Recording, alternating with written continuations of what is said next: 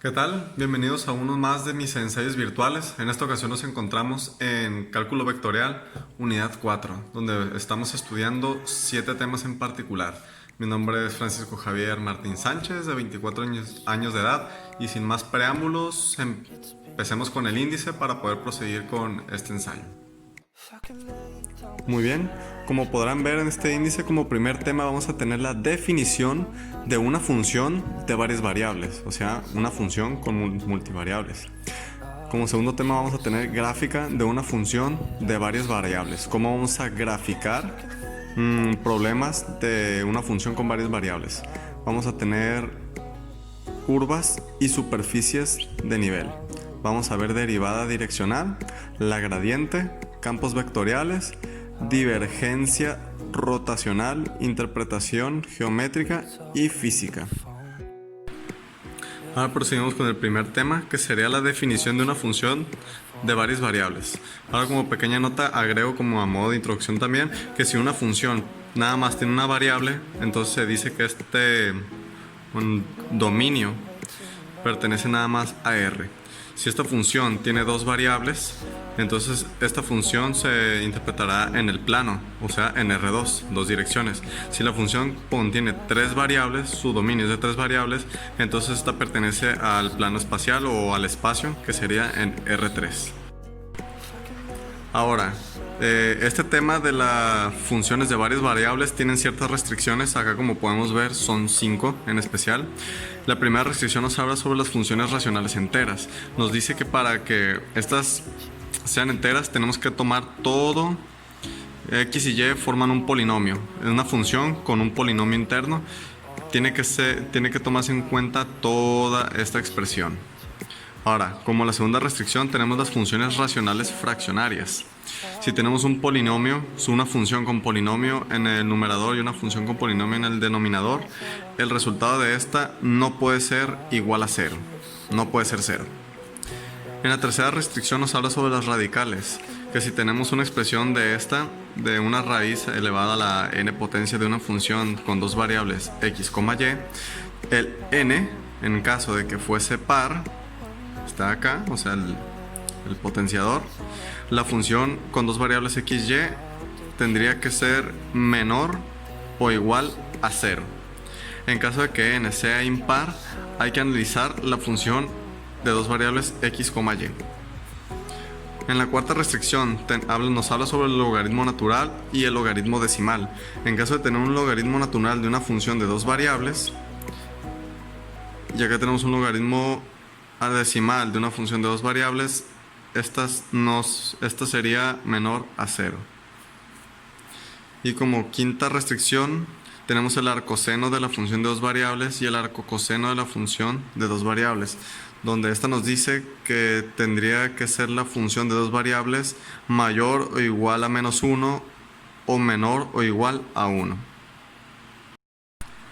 Ahora pasamos al segundo tema, que sería la graficación de una función de varias variables. Acá, como pequeño ejemplo, tenemos usa las trazas sobre los planos coordenados para graficar la función, Esta sería la función que graficaremos, con la que usaríamos para el ejemplo, donde z es igual a la función de dos variables, o que lo que sería lo mismo a la raíz cuadrada de 64 menos 16x al cuadrado menos y cuadrada.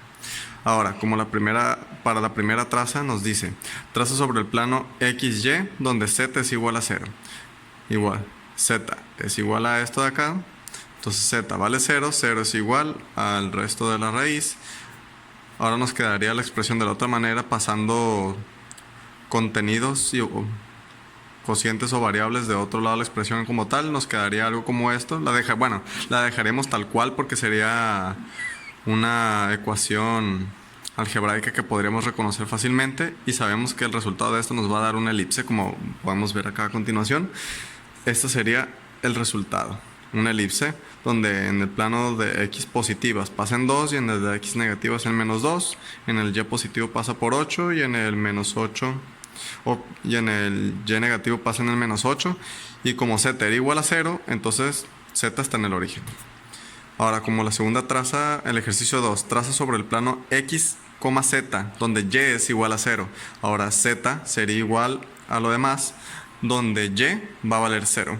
Entonces nos quedaría pasando la raíz al otro lado y moviendo las expresiones como tal. Z al cuadrado, bla, bla, bla. Tenemos esta expresión. Al final nos quedaría algo como esto, que nos formaría una semi-elipse. Ya saben que queda igualado a 1 porque de este lado la expresión no es igual a 0 y todavía hay contenido.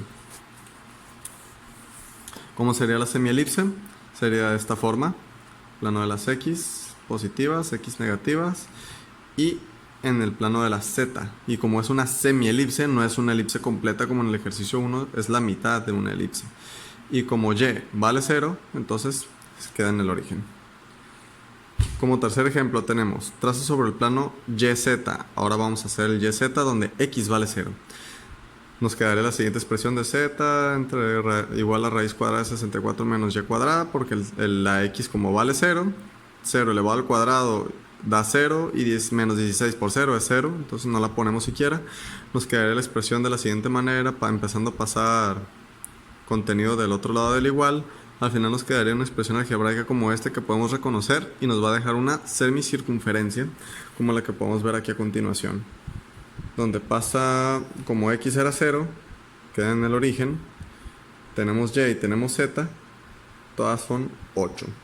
Una semicircunferencia, perdón si no me quedó muy derecha, pero tiene que ser la mitad de un círculo.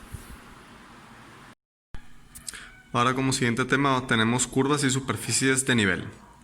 Ahora, representando curvas de nivel, si tenemos una función polinómica donde esta es igual a 9 menos x cuadrada menos y cuadrada, vamos a poner que la función polinómica de x, y dentro de la función va a ser z. Le igualamos, ponemos el resto de la expresión, pero a z le vamos a dar un valor, en este caso comúnmente se le da k como el valor k. Entonces si z es igual a k, donde k puede ser cualquier valor, cualquier número real, entonces k es igual ahora al resto de la expresión. Esto es un 9, no un 4. Ahora si nosotros despejamos, mandamos x cuadrada y y cuadrada al otro lado del igual y k la mandamos al otro lado del igual, nos queda una expresión como esta. Ahora, acá hay que darle valores. Teniendo esta expresión que tenemos aquí, ahora vamos a empezar a darle valores acá. Si k vale 0, nos va a quedar x cuadrada más y cuadrada igual a 9 menos 0. Ahora, según esta formulita que tenemos acá, hay que sacarle la raíz. ¿Cuál sería la raíz de 9? Sería 3, porque 3 por 9 es 9, y ese sería el radio de esta ecuación. Esa es la curva o la superficie de nivel que estamos buscando. En este caso el radio va a pasar por los 3 de estos dos ejes, tanto positivo como negativo. Esa sería la curva. Si acá le diéramos un valor de 1, simplemente sería acá 9 menos 1, eso es 8, y la raíz de 8 es 2.8 por 2.8, nos da 8 aproximadamente. Entonces la circunferencia pasaría por el 2.8, tanto del eje X como de Y, en sus valores positivos y negativos, como podemos representarlo acá. En caso de que a la K, por ejemplo, le demos un valor de menos 7, simplemente acá va a ser 9 menos 7, y menos por menos es más. Entonces 9 más 7 es 16, y 4 por 4 nos da 16, entonces el radio de esto de acá, de esta ecuación de acá, es 4. Entonces la circunferencia pasaría por el 4. Y así podríamos seguir trazando circunferencias. Si fuesen valores positivos del 1 en adelante, cada vez serían más chicas. Y si fuesen negativos hacia atrás, cada vez serían más grandes las circunferencias.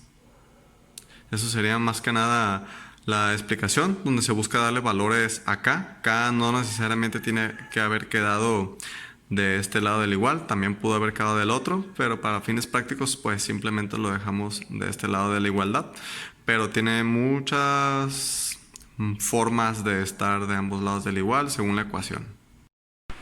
Ahora como siguiente tema tenemos las derivadas direccionales. Aquí pongo un pequeño ejemplo de lo que es la derivada direccional para entrar en calor. Sea la función polinomial de xy igual a x cúbica más y2, que implícito el más, con coordenadas. Este es el punto con coordenadas xy menos 1,2 y con el vector a, que es igual a 4i menos 3j, que es la dirección del vector hacia donde apunta, ¿verdad?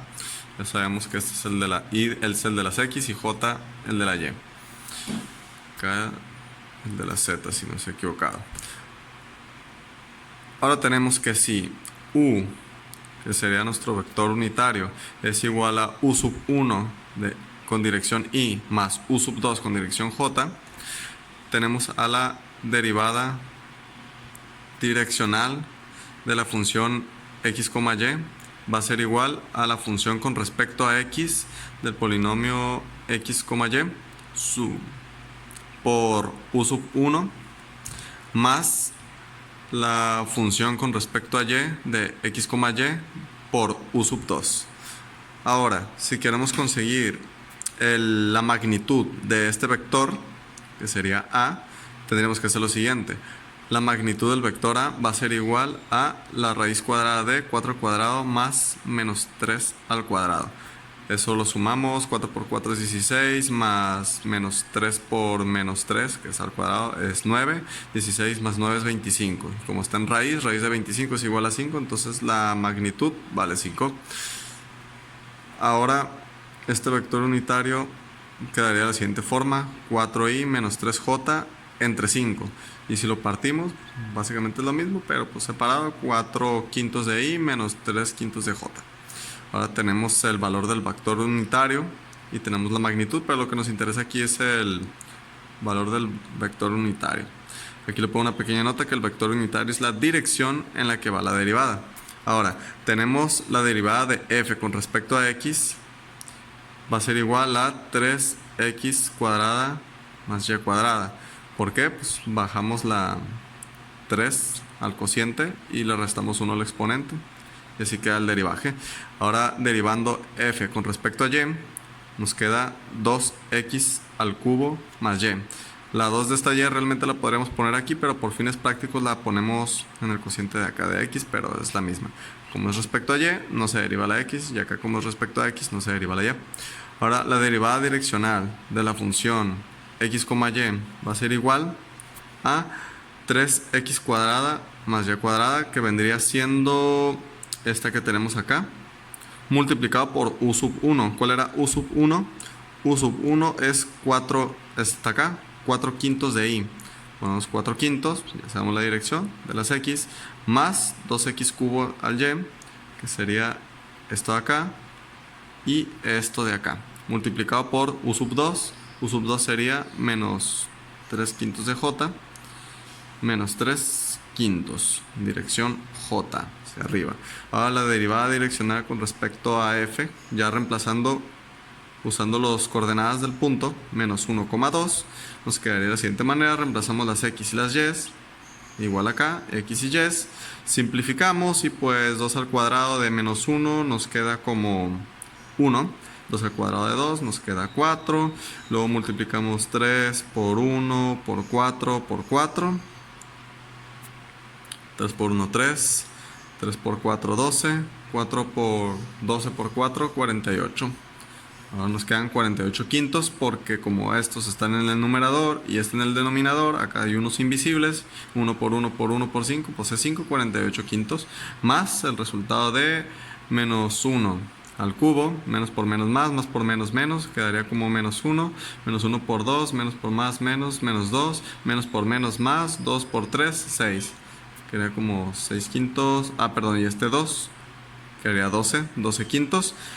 Lo sumamos y nos queda como, ya saben, usados, quedan como 60 quintos. 60 quintos es lo mismo que 12 y ese sería el resultado. Ahora, como siguiente tema, vamos a ver la gradiente. Para empezar, vamos a empezar con el pequeño ejemplo. Sea la función xy igual a x cuadrada menos 4x por y, con el punto o las coordenadas en las abscisas y en las ordenadas de 1,2, y con dirección desde el punto, las coordenadas de P, 1,2, a Q, con coordenadas 2,5.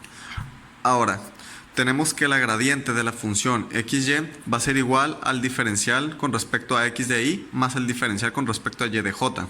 Eso nos va a dar que la gradiente de la función es igual a 2x menos 4y de y menos 4xj, ya que ahora es la diferencial con respecto a y.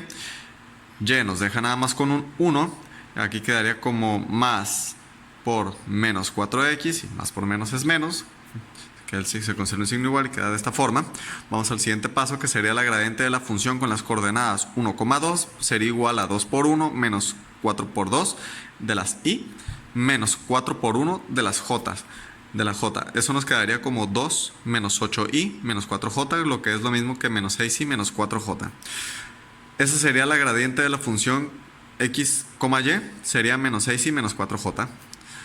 Ahora, bueno, como vector unitario nos quedaría... pero ese es el siguiente paso. Ahora, la diferencia entre las distancias de P y Q. El punto PQ va a ser igual a 2 menos 1 y más 5 menos 2J. Pasamos a la siguiente resolución. En el punto PQ va a ser igual a 1i más 3J, pero no se coloca el 1. De esto nosotros tenemos que sacar la magnitud. Esta sería la magnitud de PQ. Para sacar la magnitud hay que elevar al cuadrado este 1 y este 3. En el i y en el j. 1 al cuadrado es 1 y 3 al cuadrado es 9. 1 más 9 es 10. Entonces la magnitud del PQ sería la raíz de 10. Ahora sí, podemos conseguir el vector unitario denominado con u. Va a ser igual a 1i sobre raíz de 10 más 3 sobre raíz de 10j. Ahora, la derivada direccional de la función xy va a ser igual a menos 6i menos 4j por el producto de 1 sobre raíz de 10i más 3 sobre raíz de 10j. Eso nos va a dar un resultado de menos 1.89, menos 3.79 cada uno. Esto nos va a dar una suma de negativos que al final va a ser menos 5.68. Y así conseguimos la derivada direccional pasando primero por la gradiente, a diferencia de la derivada direccional que resolvimos en el ejercicio anterior. Ahora, como penúltimo tema vamos a tener los campos vectoriales. Voy a usar mis anotaciones pasadas, que sería la introducción a los campos escalares y vectoriales, porque este tema ya lo miramos en estas materias de física que hemos estado mirando. Pero nada más voy a hablar sobre el campo vectorial. En el campo vectorial nada más vamos a tratar con magnitudes vectoriales, no con magnitudes escalares. Ya sabemos cuál es la diferencia entre escalar y vectorial. En las magnitudes vectoriales vemos que es las magnitudes derivadas. Las magnitudes derivadas es la combinación de uno o más magnitudes escalares. En estas magnitudes vectoriales, ahora, ¿qué es un campo vectorial? Aquí tenemos este campo en el plano tridimensional, acá está el eje Z. Lo que estudiamos es un campo, una región. Como pueden ver, aquí hay una región en el espacio donde digamos que interiormente, desde el borde hasta el interior, hay una magnitud dada que estamos estudiando. Ahora, si nosotros elegimos puntos cualquiera, digamos este punto A, este punto B y este punto C, van a ser equivalentes, van a tener exactamente el mismo valor. Van a tener, su magnitud vale lo mismo porque todo el campo es la magnitud que estamos estudiando. Pero lo estudiamos con vectores, ¿no? Por eso se llama campo vectorial. Estudiamos estos puntos y estos puntos van a ser un vector desde el origen hasta el punto. Van a tener un módulo, una dirección y un sentido. Entonces se estudia un campo desde de la forma física y matemática. Eso es un campo vectorial. Ahora, como último tema tenemos la divergencia y la rotacional. También tenemos interpretación geométrica y física. Ahora, la rotacional. Se entiende por rotacional al operador vectorial que muestra la tendencia de un campo a inducir rotación alrededor de un punto. También se define como la... ¿Cómo dice aquí? Como la circulación del vector sobre un camino cerrado del borde de un área con dirección normal a ella misma cuando el área tiende a cero. Aquí tenemos una fórmula que es la rotacional del campo vectorial B. Es igual a la gradiente por el escalar del campo vectorial, que podríamos decir que es lo mismo con la límite cuando el área de la superficie de S tiende a cero. Entonces 1 entre el área de la superficie, una integral del campo vectorial por la dirección. Ahora, el resultado de este límite no es rotacional completo, el cual sería un vector, debería ser un vector, pero para obtener el completo debemos calcular tres límites, considerando tres curvas situadas en planos perpendiculares. Ahora pasemos a la divergencia. La divergencia está dada por la divergencia del campo vectorial F es igual a la gradiente por el campo vectorial. Ahora, si nosotros queremos la divergencia del campo vectorial F, que es lo mismo que la gradiente por el campo vectorial, sería la derivada con respecto a x en y más la derivada con respecto a y de j más la derivada con respecto a z de k por x cuadrada de y menos 2xy en j menos 4z al cuadrado en k. Lo que es lo mismo con la diferencial con respecto a x de x cuadrado más la diferencial con respecto a y de menos 2xy más la derivada con respecto a z de 4z al cuadrado va a ser lo mismo que 2x más menos 2x más 2yz, lo que va a ser lo mismo a 2yz. Y esa sería la divergencia de este campo vectorial. Ahora en la rotacional tenemos que se consigue con la rotacional del campo F es igual al gradiente por el producto escalar de F. Para conseguirlo, el gradiente por el campo vectorial F viene dado por el módulo, por la matriz IJK derivada con respecto a x, con respecto a y, con respecto a z de x cuadrado menos 2xy y 4z al cuadrado. Eso va a ser lo mismo que esta operación que tenemos acá, más todo el conjunto de j más todo el conjunto de k. Resumiendo todo esto, simplificando, nos queda como z al cuadrado en i más 0 en j más menos 2y en k. Eso al final nos da un resultado de z al cuadrado en i menos 2yk. Y con esto me gustaría concluir este ensayo virtual de la unidad 4 de cálculo vectorial. Espero que haya sido lo suficientemente enriquecedor y lo suficientemente resumido, que haya sido comprensible y legible y con la suficiente dinámica, ¿no?, para que se pueda explicar de la mejor forma esto. Sin más preámbulos, me despido. Mucha suerte.